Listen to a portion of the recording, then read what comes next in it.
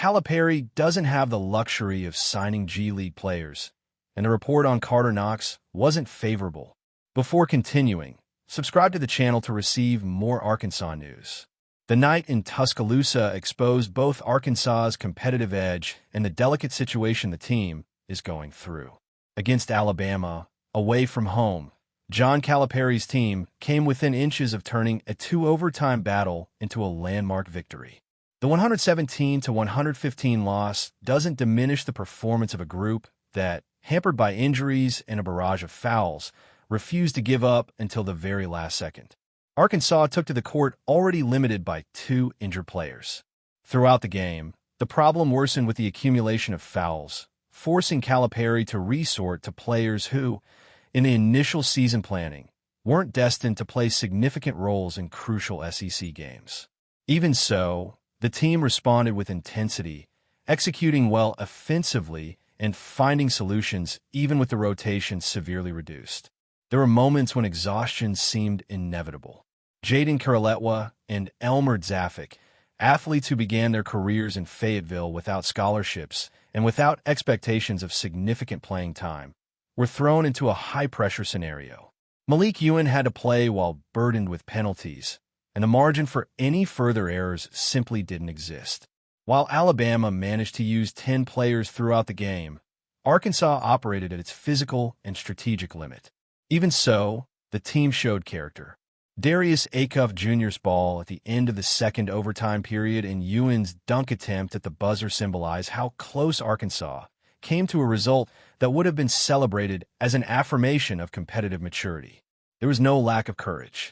There was no lack of offensive execution. Only the final detail was missing. This context reignites an inevitable debate about Caliperry's philosophy. Historically, the coach has built lean rosters, relying on 8 or 9 key players to sustain the rotation. When everyone is healthy, the model works. Rhythm, teamwork, and confidence grow when key players remain on the court for 35 to 40 minutes. Caliperry himself has recalled that some of his best teams in the 1990s thrived precisely with this profile. The problem arises when injuries occur, and they have appeared with force in recent seasons. Last year, the preseason was already impacted by the physical problems of Jonas Adu and John L. Davis, compromising training and continuity. Then, during the SEC games, Boogie Fland and Adu Fierro, 2 of the team's technical pillars, were also injured. Both returned in the NCAA tournament, but visibly limited. Fierro, for example, played only 5 minutes in the loss to Texas Tech in the round of 16, still feeling the effects of a hyperextended knee. In a game decided by details, the complete absence of his impact was decisive. It was precisely in that game that Knox announced to the national scene the leap that seemed to be coming. The then-rookie scored 20 points against Texas Tech, hitting 4 three-pointers and displaying rare confidence for the time. The performance put him on the NBA draft radar. He considered the move, but opted to return to Fayetteville with the expectation of solidifying his name as a first-round pick. His second season, however, was marked by physical instability. Knox missed the opener against Southern due to a toe injury. In January, he injured his hip against Auburn, playing only 7 minutes that night and coming off the bench in subsequent games. When he seemed to be regaining his rhythm, the most serious problem arose: his left knee. The confirmation that Knox underwent surgery to repair his left meniscus, a procedure performed by Dr. Walt Lowe in Houston, significantly changes the team's outlook. There is no set time frame for his return. Even if he returns this season, it's reasonable to project physical limitations, especially considering the recent history of players who rushed back in March and failed to perform at their usual level.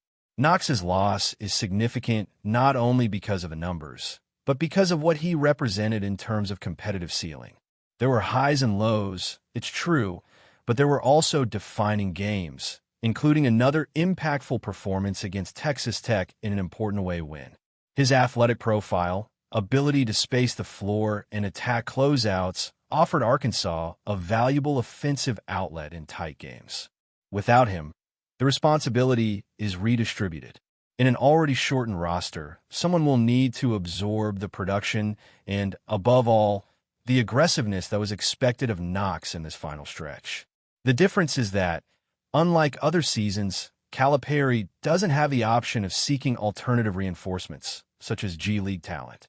Leave your opinion.